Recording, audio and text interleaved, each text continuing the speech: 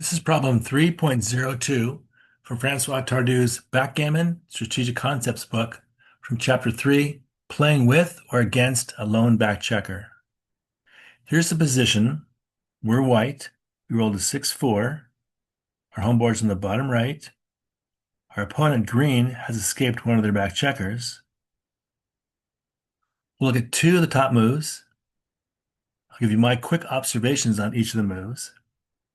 We'll look at some of Tardieu's key points, as well as Tardieu's expert analysis with feedback from XG. Then we'll look at Tardieu's summary, and I'll modify the position at the end of the video, which raises a couple questions.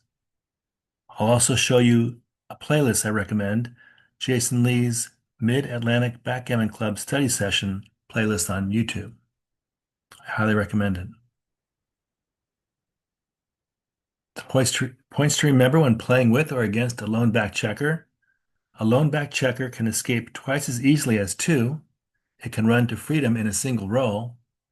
However, a single back checker cannot form an anchor, so is vulnerable to being blitzed by the opponent. Here's the first possible move, bringing 1 down from the midpoint, 13-7, and then 11-7 like this.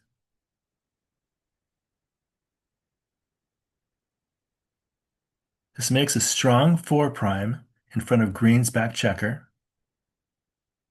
We'll have 11 checkers in the zone after the move. This allows green to run out with any 6, however, which, if given the chance, they're likely to do, being ahead in the race. It leaves a blot on the 10-point as well.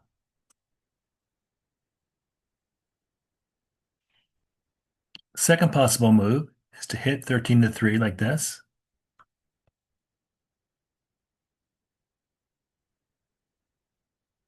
This sends green to the bar, preventing their escape. Hits when we have the stronger home board. We have 2 points covered. Green has 1 point covered in their home board. If green comes in and hits us, we could make an advanced anchor. So if green comes in and hits us on the 3 here, we could come in and maybe make the 20-point or 21-point, 22-point anchor.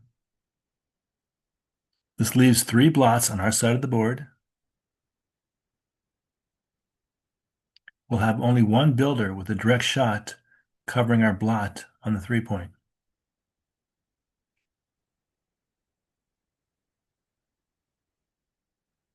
Here are the two moves. Compare both of them. Think of which one looks better to you and the two final positions.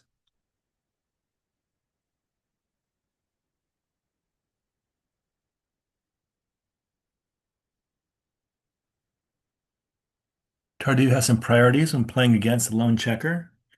When our opponent has a lone back checker, Tardieu says our priority is to stop them from escaping by either slotting a key priming point, creating diversions by hitting and slowing our opponent's development, splitting our back checkers in order to control the outfield, intelligently seeking contact in the outfield, forcing a shooting contest in our favor in order to even out the number of back checkers, send the second checker back, and hindering the mobility of our opponent's checkers. Those are all things we should be thinking about when our opponent has one back checker left, one has escaped. Let's see what Tardieu and XG say about each of the moves. The move where we're strengthening our prime, 13-7, 11-7, like this. Tardieu says, while this play makes our best possible 4', looks really good, its blocking potential is reduced by the fact that green only has a single checker back on the 22-point, which can run out with any 6. So even though we have a good prime here, all green needs to do is get a 6, and he's probably going to get by us and win the game.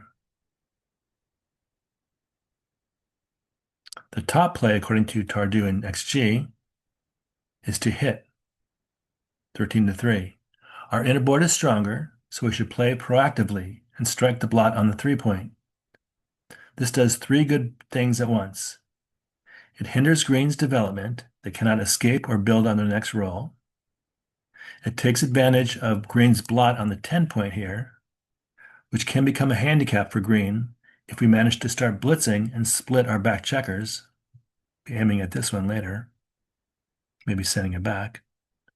In addition to the 4 rows which dance, double fives, double sixes, 5-6, 6-5, we're giving green a bad 6-2, 5-3, and 5-1, which will play badly and spring another blot into direct contact. So that's why this is rated the top play by Tardieu and XG.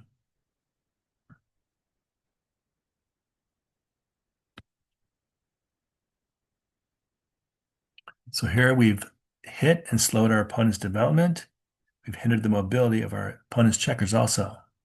And now we've got this 3-point slotted also.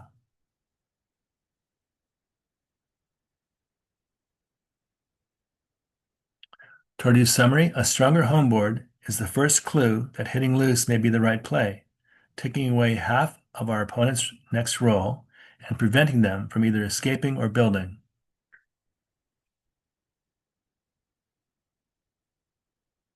If we modify the position, give green a second checker back here, taking the checker from here and moved it back to the 24 point. And I did the same with our board, moved a blot from our 10 point or our 10 point to the 24 point. Let's see what happens.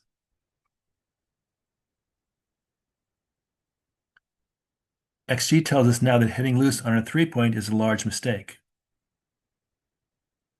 I believe this tells us that we are focused now on trying to block green by strengthening our prime instead of trying to hold green back by hitting.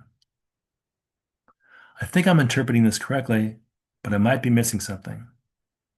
Let me know if you agree or not, or if you have a question or comment. All feedback is welcome.